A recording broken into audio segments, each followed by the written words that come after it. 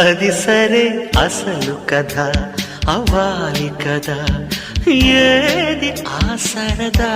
అన్నిటికీ సిద్ధపడే వచ్చాను కదా, అందుకే అటు ఇటు చూడకు, సుఖాలను వీడకు.